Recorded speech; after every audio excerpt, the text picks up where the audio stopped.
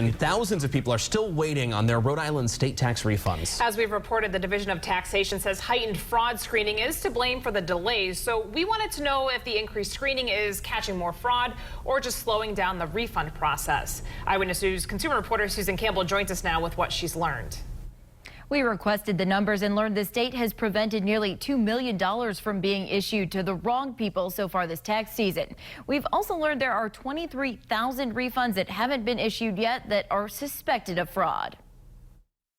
According to data we requested from the Department of Revenue, this tax season, 1,600 fraudulent returns have been filed, and the state has stopped $1.9 million from falling into the wrong hands. Because returns are still being processed, those numbers could grow. The numbers are surprising. The queue is Robert surprising. Hall So is the director of the we actually have some Department of data Revenue. He says the agency partners with federal and state officials to try to crack down on those fraudsters. A lot of those folks or those people pushing those returns might not necessarily be within the four corners of Rhode Island, right? So, in fact, they might not be within the four corners of the United States. And while we don't want to say too much about that, to give too many insights here to those who might try and do us harm, it's not an easily, they might not be as easily prosecuted as you might think.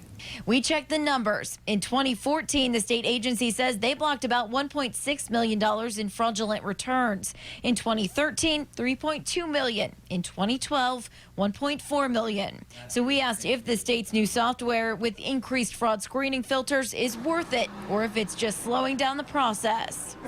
If we've stopped 1.9 million with the current filtering we have, and it's that much more than the entire 1.6 for the entire year of last year, then I feel like we're doing a good job in that regard. And I wouldn't say we should be drastically reducing the amount of filtering we're doing. So far this year, the state confirmed it issued 10 fraudulent returns, totaling about $16,000.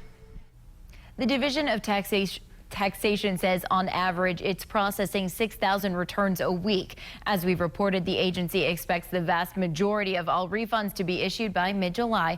Of course, we'll continue to stay on top of this for you. And if you have a consumer problem you need help solving, contact our Call 12 for Action Center Monday through Thursday from 11 until 1. Our hotline is 228-1850. I'm Susan Campbell, Eyewitness News.